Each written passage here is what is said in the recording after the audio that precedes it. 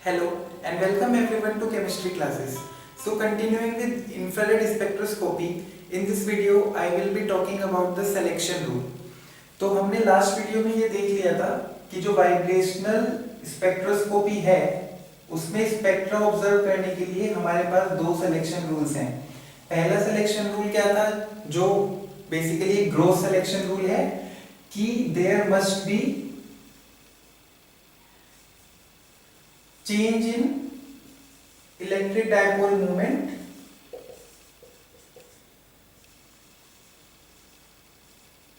of our molecule while vibration। और दूसरा जो हमारा एक स्पेसिफिक सिलेक्शन रूल है वो था हमारा कि जो change in vibrational quantum number है दैट मस्ट बी +-1। तो ये दो सिलेक्शन रूल्स थे जिसके बेसिस पे हमें हमारा स्पेक्ट्रा ऑब्जर्व होगा। इसी रूल से हमें पता चलेगा कि हमारा मॉलिक्यूल इंफ्रारेड एक्टिव है या इंफ्रारेड इनएक्टिव है। तो अभी हम इस वीडियो में ये देखेंगे कि ये सिलेक्शन रूल आए कैसे हैं, how did we reach to these two conclusions. तो बेसिकली हमारा आज मेन मोटिव है इस सिलेक्शन रूल का डेरिवेशन। तो अगर हम सिलेक्शन रूल को डिराइव करने वाले हैं तो जिसने भी रोटेशनल स्पेक्ट्रोस्कोपी की वीडियो देखी होगी तो सिलेक्शन रूल को बताने के लिए जो सबसे मेन चीज है that is TMI। TMI is nothing but transition moment integral. तो हमें ट्रांजिशन मोमेंट इंटीग्रल को सॉल्व करना होगा, उसी के बाद हम बता पाएंगे कि हमारी वाइब्रेशनल स्पेक्ट्रोस्कोपी के लिए क्या सिलेक्शन रूल है। अब अगर हमें ट्रांजिशन मोमेंट इंटीग्रल को सॉल्व करना है तो ट्रांजिशन मोमेंट इंटीग्रल का मैंने क्या बताया था आपको, इसका एक्सप्रेशन क्या होता है, ब्रैकेट नोटेशन में हम इसको लिख रहे हैं wave function of the final vibrational state and the operator and the wave function of the initial vibrational state. तो ये तीनों चीजें अगर हमें पता होंगी तो हम इस ट्रांजिशन मोमेंट इंटीग्रल को मैथमेटिकली सॉल्व कर पाएंगे। अब सबसे पहली बात तो क्या है कि जब भी हमने अपना वाइब्रेशनल स्पेक्ट्रोस्कोपी का जो डिस्कशन शुरू किया है वो हमने किया है हार्मोनिक ऑसिलेटर। तो हमें अब क्या पता होना चाहिए कि हमारे हार्मोनिक ऑसिलेटर का वेव फंक्शन क्या है। तो जो हमारा हार्मोनिक ऑसिलेटर का वेव फंक्शन है अगर हम उसे जनरल देखें तो it basically consists of 3 parts. एक तो है हमारा n which is normalization constant multiplied by some polynomial in x and multiplied by some bell shaped Gaussian function। Gaussian function आपने क्वांटम केमिस्ट्री में सुना होगा। Gaussian function basically is a function which has a mathematical form exponential to the power -x²। जो भी हमारा इस form का function होता है उसे हम बेसिकली Gaussian फंक्शन बोलते हैं। तो जो हमारा हार्मोनिक ऑसिलेटर का वेव फंक्शन है वो बेसिकली इन 3 पार्ट से कंसिस्ट करता है। अब हम थोड़ा एग्जैक्टली लिख लेते हैं कि ये कैसा दिखता है। जो हमारा हार्मोनिक ऑसिलेटर का वेव फंक्शन होगा that is NV multiply by, अब देखिए इसमें एक तो है पॉलिनोमियल, जो पॉलिनोमियल है that is basically written by Hermite polynomial. इसको हम क्या बोलते हैं, Hermite polynomial multiply by this Gaussian function। So this Gaussian function is nothing but e to the power minus alpha x² by 2। So this is the Hermite polynomial, this is the Gaussian function and this alpha is nothing but root k mu divided by h gross। This is the force constant and this is the reduced mass। तो ये हमारा एक wave function है which is used to represent the harmonic oscillator। और ये जो हमारा subscript में यहाँ पे ये v लिखा है this is vibrational quantum number, क्योंकि जो हमारी डिफरेंट वाइब्रेशनल स्टेट्स हैं v इक्वल 0 1 2 3, उनके लिए ये हमारा वेव फंक्शन अलग अलग होता जाएगा। तो अभी हमारे पास जब वेव फंक्शन आ गया, तो इससे एक चीज मैं आपको और बताना चाहूंगा, फिर हम टीएमआई पे शिफ्ट करेंगे। आप देखिए जो ये हर्मिट पॉलिनोमियल है, देखने में तो ये थोड़ा कॉम्प्लिकेटेड लग रहा है, पर जो ये हर्मिट पॉलिनोमियल है इसकी वैल्यूज डिफरेंट वाइब्रेशनल स्टेट्स के लिए डिफाइंड है। जैसे कि जब हम ग्राउंड स्टेट की बात करते हैं v इक्वल 0 के लिए, जो हमारा हर्मिट पॉलिनोमियल है इसकी वैल्यू है 1। ठीक है, तो अगर हमें ग्राउंड वाइब्रेशनल स्टेट का वेव फंक्शन लिखना हो तो कैसे लिखेंगे? psi 0 will be equals to n0 multiply by 1, ये आपका 1 हो जाएगा, और multiply by e to the power minus alpha x square by 2। तो ग्राउंड वाइब्रेशनल स्टेट के लिए जो आपका वेव फंक्शन है वो है ये। तो ये तो हो गया आपका normalised wave function, normalised wave function of ground vibrational state. अगर आप ग्राउंड वाइब्रेशनल स्टेट की प्रोबेबिलिटी डेंसिटी देखना चाह रहे हैं तो कैसे आएगी? आपको बेसिकली इसका स्क्वायर करना है, तो that will be written as n0 square e to the power minus alpha x square, ये आ जाएगा। अगर आप इसका ग्राफ ड्रॉ करते हैं, यहाँ पे सपोज आप वेव फंक्शंस ले रहे हैं और यहाँ पे सपोज आपने ले लिया ये x, ये है आपका 0, यहाँ पे -2 सपोज -4 +2 +4। तो अगर आप इन दोनों इक्वेशंस को इस सिमिलर ग्राफ पे प्लॉट करेंगे तो आपको कुछ ऐसा मिलेगा। ये बेसिकली जो मैक्सिमा है ये 0 के करस्पॉन्डिंग है, और अगर आप इसको प्लॉट करेंगे तो ये आपको ऐसा मिलेगा। Basically this is psi 0, this is psi 0 square, this is normalized wave function and this is the probability density। तो ये दोनों अब आपने प्लॉट कर लिए, तो आप देख सकते हैं कि इन दोनों कर्व का जो नेचर है दैट इज सिमिलर, मतलब they are almost overlapping with each other. अब आप इसमें ये वाला पोर्शन देखिए, जो इसका ये वाला पोर्शन है जहां पे सबसे ज्यादा प्रोबेबिलिटी है, ये भी दोनों का कॉन्साइड कर रहा है। तो ये हमें क्या बताता है? This portion basically represents that 0 point energy. जो हमने बात की थी ना कि जो हमारा वाइब्रेशनल स्टेट्स में जो हमारी सबसे लोवेस्ट स्टेट है v equal 0, it has 0 point energy. तो basically this space is representing the 0 point energy which is arising due to the continuous fluctuation around the equilibrium position. ये जो x यहाँ पे 0 है, this is the equilibrium position. तो उस equilibrium position के around जो कंटिन्यूअस फ्लक्चुएशन की वजह से जो एनर्जी प्रोड्यूस हो रही है वो 0 point energy is represented by this curve. तो ये तो एक ये वाली बात थी जो हम इसके वेव फंक्शन से समझ सकते हैं। Now we will be back to the transition moment integral.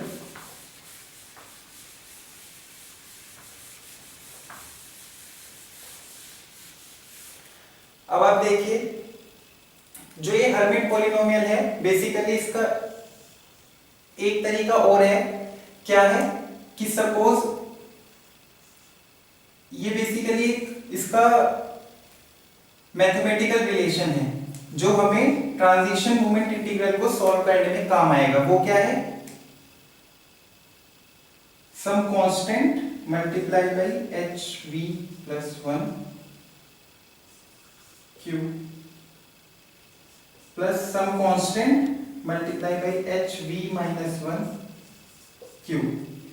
ये बेसिकली एक मैथमेटिकल रिलेशन है जो अभी हमें आगे टीएमआई को सॉल्व करने में काम आएगी।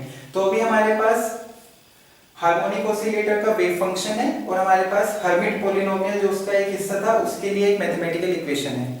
अब हम टीएमआई को सॉल्व करेंगे। तो टीएमआई को हमने यही लिखा था साइन।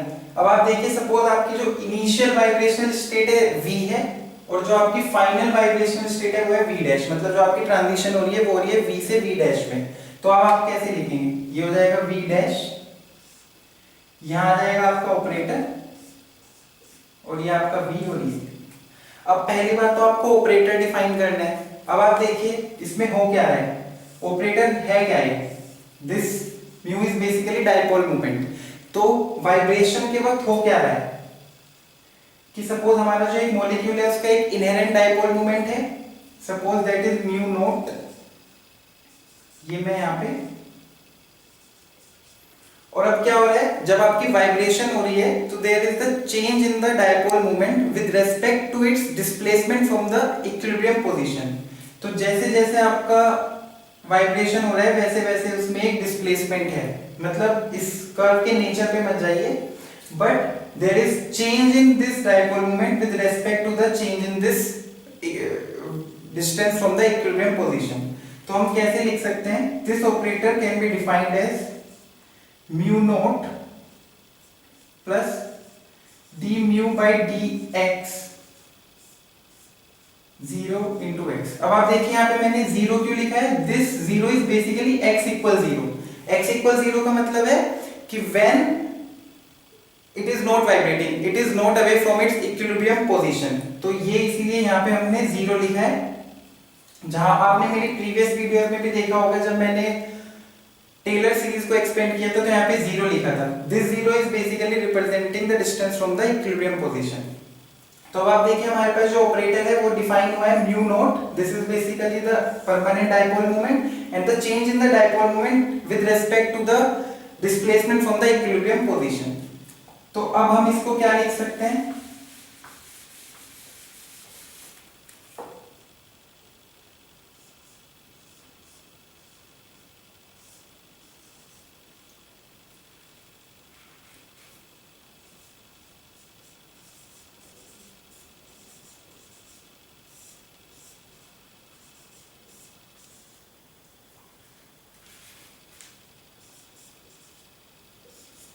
दिस। अब आप इस ऑपरेटर को ब्रेक कर सकते हैं, बीच में एडिटिव है तो it can be written as sine b, और ये कांस्टेंट है तो this will come out plus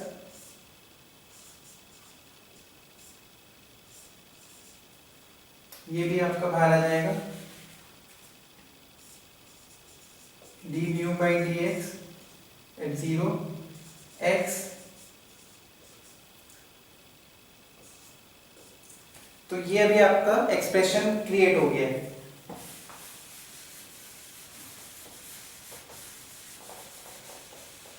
अब आप इसमें ध्यान से देखिए, जो आपकी ये वाली टर्म है, जो आपकी यहाँ पे फर्स्ट टर्म है,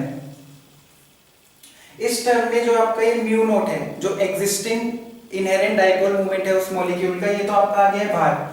और जो आपकी ये वाली टर्म क्रिएट हुई है, आप इस टर्म को ध्यान से देखिए, ये टर्म तभी सरवाइव करेगी जब v डैश v के इक्वल होगा। आपने देखा होगा ऑर्थोनॉर्मल सेट होता है, अगर v डैश v के इक्वल होगा तो ही ये टर्म सरवाइव करेगी, otherwise this term will vanish, मतलब इस टर्म की वैल्यू हो जाएगी 0। अब अगर हमारी ट्रांजिशन हुई है तो ऑब्वियसली इन दोनों की वैल्यूज तो अलग ही होगी, तो इसीलिए ये टर्म तो सरवाइव करेगी ही नहीं, ये टर्म तो 0 ही हो जाएगी अगर हमारी ट्रांजिशन हुई है। इस टर्म को सरवाइव करने के लिए तो ट्रांजिशन को नहीं होना पड़ेगा, मतलब हमारे मॉलिक्यूल को उसी पर्टिकुलर वाइब्रेशनल स्टेट में रहना होगा। तो ये टर्म तो हमारी सरवाइव करेगी नहीं, तो ये टर्म तो होगी 0। अब आप देखिए ये टर्म 0 होने का मतलब क्या है कि अभी हमारा जो इनहेरेंट डाइपोल मोमेंट है उसकी कोई वैल्यू नहीं है। अब हमारे मॉलिक्यूल में डाइपोल मोमेंट हो या ना हो, डजंट मैटर। इसीलिए हम क्या बोलते हैं कि जब भी हमें देखना है कि हमारा मॉलिक्यूल इंफ्रारेड एक्टिव है या इनएक्टिव है, तो उसके वाइब्रेशन के वक्त उसमें चेंज इन डाइपोल मोमेंट होना चाहिए, जो हमारा पहला एक ग्रोथ सिलेक्शन रूल था। तो ये तो देखिए यहाँ से प्रूव हो गया, जो हमारी फर्स्ट सिलेक्शन रूल था वो यहाँ से प्रूव हो गया कि अब परमानेंट डाइपोल मोमेंट का होना मॉलिक्यूल में जरूरी नहीं है। ठीक है, ये टर्म हमारी हो गई खत्म। चलो, जब ये हमारा फर्स्ट वाला आ गया, इसी के बेसिस पे एक बात और बता देता हूं। जैसे अभी तक हमने डायटोमिक मॉलिक्यूल्स की बात की, तो मैंने कल मतलब अपनी प्रीवियस वीडियो में बताया था कि जो हमारा डायटोमिक मॉलिक्यूल है वो होमोएटॉमिक भी हो सकता है, जैसे हेटेरोएटॉमिक भी हो सकता है। जैसे H2 है, O2 है, ये होमोएटॉमिक है। HCl है, ये हेटेरोएटॉमिक है, क्योंकि इसमें दोनों अलग अलग एटम्स हैं। तो हमने क्या बताया था कि जो वाइब्रेशनल मोड है डायटोमिक मॉलिक्यूलों में सिर्फ एक होता है। एक होने का मतलब वही कि कंप्रेस एक्सटेंड, कंप्रेस एक्सटेंड। तो ये जो एक वाइब्रेशन मोड है, अब आप देखिए जो होमोडायटोमिक मॉलिक्यूल्स हैं उनके अंदर कोई डायपोल मोमेंट तो है नहीं, इनहेरेंट डायपोल मोमेंट जो इनका म्यू नॉट है दैट इज 0। अब अगर वो एक पर्टिकुलर वाइब्रेशन मोड एक्सटेंशन और कंप्रेशन वाला, अगर H2 का मॉलिक्यूल एक्सटेंड और कंप्रेस करेगा भी, तो उसके अंदर क्या कोई डायपोल मोमेंट आएगा? नहीं आएगा। O2 है, कोई डायपोल मोमेंट आएगा? नहीं आएगा, क्योंकि एक ही वाइब्रेशनल मोड पॉसिबल है और वो वाइब्रेशनल मोड ऐसा है कि उससे हमारा कोई भी डायपोल मोमेंट वाइब्रेशन के वक्त जनरेट नहीं होगा। इसीलिए जो हमारे होमोडायटोमिक मॉलिक्यूल्स होते हैं they are infrared inactive, they will not give any vibrational spectra. पर जो HCl है, HCl के अंदर एक इनहेरेंट डायपोल मोमेंट है, तो इसीलिए ये इंफ्रारेड एक्टिव है, क्योंकि जब ये वाइब्रेट करेगा तो भी इसके अंदर वो डायपोल मोमेंट तो रहेगा ही ना जो हमें चाहिए था।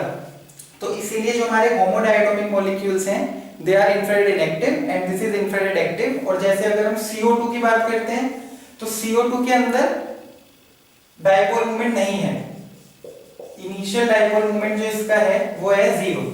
लेकिन जब ये वाइब्रेट करता है तो कुछ इसके वाइब्रेशनल मोड्स ऐसे हैं जिसमें हमारा डायपोल मोमेंट क्रिएट हो जाता है ड्यूरिंग वाइब्रेशन, इसीलिए दिस इज इंफ्रारेड एक्टिव। और ये टर्म की सिग्निफिकेंस यहां से आएगी, मैं अभी एक्सप्लेन जो करने वाला हूं। अब आप देखिए जो आपकी TMI में जो एक टर्म बची है वो ये बची है,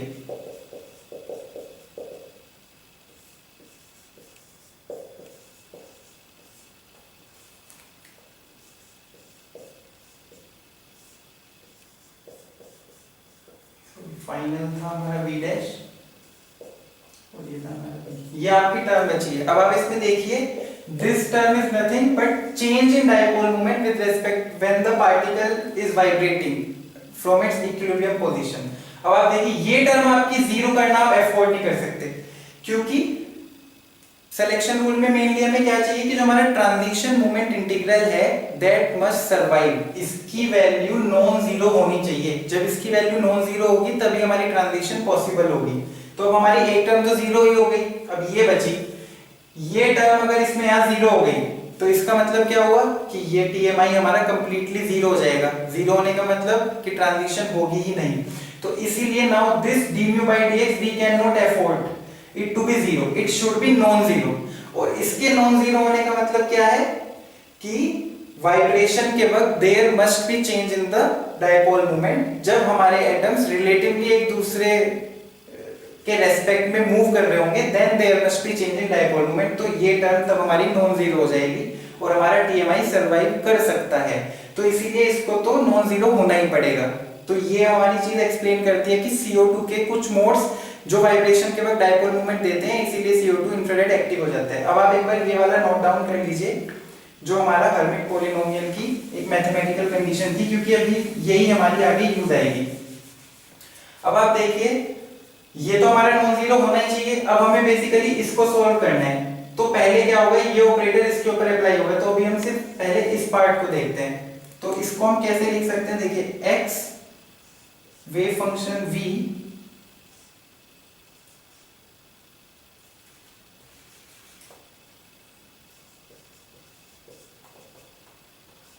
this can be rewritten as this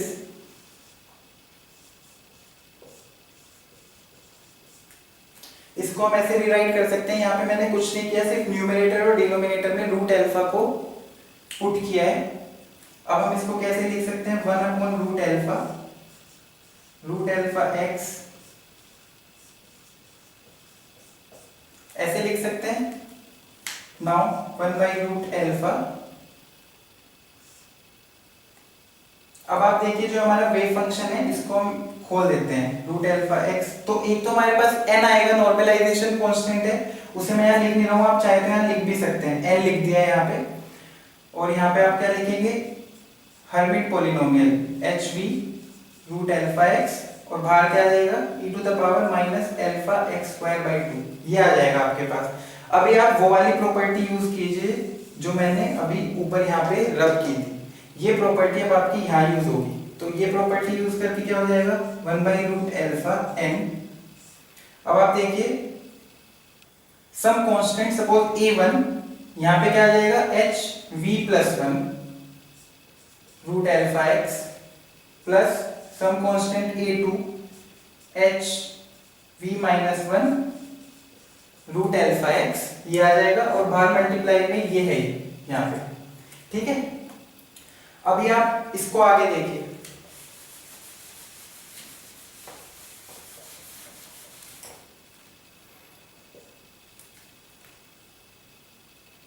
अब आप इसको कैसे लिख सकते हैं 1 by root alpha n a1 h v plus 1 root alpha x e to the power minus alpha x square by 2 plus 1 by root alpha n a2 h v minus 1 root alpha x e to the power minus alpha x square by 2, ये आ गया अभी आपका।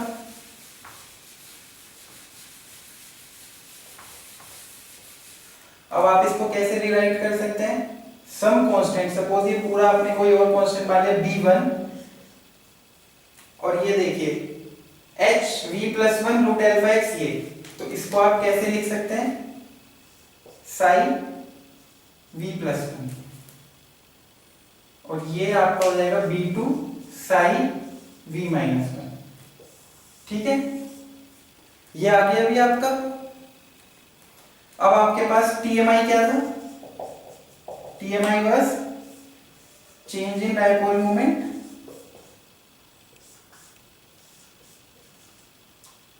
v dash. अब आपने basically इस operator को initial वाले wave function पे अप्लाई किया तो आपको सॉल्व करके ये मिला।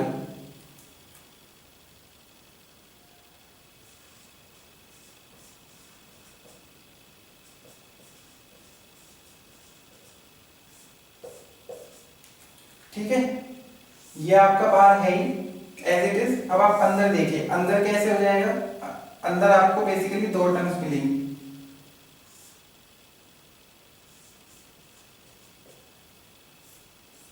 ये b1 बाहर ले लीजिए, ये बेसिकली ब्रैकेट नोटेशन में है।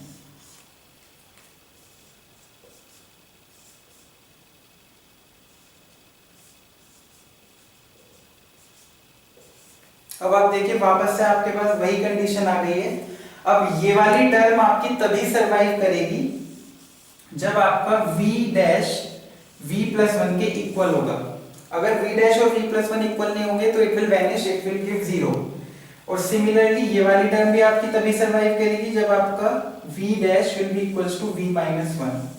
तो आप देखिए आपके पास क्या कंडीशंस आ गई। पहले वाली टर्म जो हमारी 0 ही हो गई थी, उससे तो हमें ये पता चला कि मॉलिक्यूल में परमानेंट डायपोल मोमेंट की जरूरत है नहीं। अब जो हमारे पास सेकंड टर्म बची थी, उस टर्म में जो ये वाली टर्म है ये हमें ये बता रही है कि there must be change in dipole moment when there will be vibration in molecule. ठीक है, ये टर्म हमारी नॉन जीरो ही होनी चाहिए, जीरो होना हम इसको अफोर्ड नहीं कर सकते। और हमारी जो एक बाकी वाली टर्म है, इसे जब हमने सॉल्व किया है तो हमारे पास दो कंडीशंस क्या आई हैं कि जो हमारी फाइनल वाइब्रेशनल स्टेट है that must either be initial वाली वाइब्रेशन स्टेट +1 और इनिशियल वाली वाइब्रेशनल स्टेट -1। इसका मतलब क्या हुआ कि जो हमारा v डैश है that must be v plus -1। इसका मतलब क्या हुआ, v dash minus v should be equals to +-1 और v डैश माइनस v क्या है, डेल्टा v +-1। तो जो change in vibrational quantum number है that must be equals to +-1। यही हमारा स्पेसिफिक सिलेक्शन रूल है जो हम फॉलो करते हैं व्हाइल स्टडीइंग इंफ्रारेड और वाइब्रेशनल स्पेक्ट्रोस्कोपी। तो ये हमें ट्रांजिशन मोमेंट इंटीग्रल की मदद से ही मिलता है कि transition moment integral should survive, it should be non zero. इसे नॉन जीरो रखना है कैसे भी करके, तो नॉन जीरो रखने के लिए ये जो सारी कंडीशंस फॉलो होंगी, this is the selection rule for vibrational spectroscopy.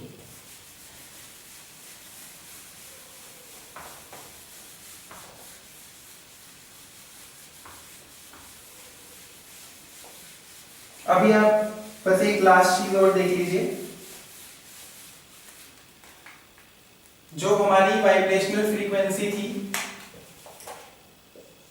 वो क्या थी, 1/2π√k/μ। तो इसमें यहाँ मैं बस दो बातें बताना चाहूंगा। एक तो जो हमारी वाइब्रेशनल फ्रीक्वेंसी है वो बेसिकली फ्रीक्वेंसी ऑफ फोटोन के ही इक्वल है। ये हमने देख ही लिया था कि जो भी हम इलेक्ट्रोमैग्नेटिक स्पेक्ट्रम अपने मॉलिक्यूल के ऊपर डालेंगे तो वो इंफ्रारेड स्पेक्ट्रम के रीजन में से एक फ्रीक्वेंसी को एब्जॉर्ब करता है, और अगर इमिट भी करेगा तो उसी रेंज की करेगा। तो जो वो फ्रीक्वेंसी एब्जॉर्ब करता है वाइब्रेशनल फ्रीक्वेंसी के ही इक्वल होती है। मतलब जो हमारी फ्रीक्वेंसी ऑफ फोटोन है जिसे हमारा मॉलिक्यूल एब्जॉर्ब करेगा वो बेसिकली इक्वल है हमारे फ्रीक्वेंसी ऑफ वाइब्रेशन के, जिस पे हमारा मॉलिक्यूल वाइब्रेट कर रहा है। और दूसरी चीज इसमें क्या बताने वाली है, आप देखिए जो फ्रीक्वेंसी ऑफ वाइब्रेशन है हमारी, that is basically inversely proportional to the square root of the reduced mass. तो देखिए इससे हमें क्या पता चलता है, ये हमारे इनवर्सली प्रोपोर्शनल, तो इसका मतलब जितना ज्यादा ये होगा, जितना ज्यादा हमारा ये रिड्यूस्ड मास होगा उतनी कम हमारी वाइब्रेशनल फ्रीक्वेंसी होगी। तो इसीलिए जब हम क्लासिकल मैकेनिक्स की बात करते हैं तो ये चीज हमारी थोड़ी इनसिग्निफिकेंट हो जाती है, because we are dealing with higher masses. लेकिन when we are dealing with the masses which is in accordance with atoms, मतलब जब हम एटम्स और मॉलिक्यूल्स की बात कर रहे हैं, उनके मासेस की बात कर रहे हैं, तो उनके मासेस कम हैं, इसीलिए ये चीज हमारी सिग्निफिकेंट हो जाती है। इसीलिए क्वांटम लेवल पे या फिर वेव मैकेनिकल लेवल पे ये सब चीजें इंपॉर्टेंट है, और तभी हम इन्हें यहाँ पे पढ़ते हैं। तो आज की वीडियो में हमने ये देख लिया कि सिलेक्शन रूल कैसे डिराइव होता है, और कैसे हमें पता चला कि क्या कंडीशंस हमारी मॉलिक्यूल ओबे करना चाहिए to be infrared active. Now in the next video I will be discussing about anharmonicity. So that's all for this video. Thank you so much for watching this video.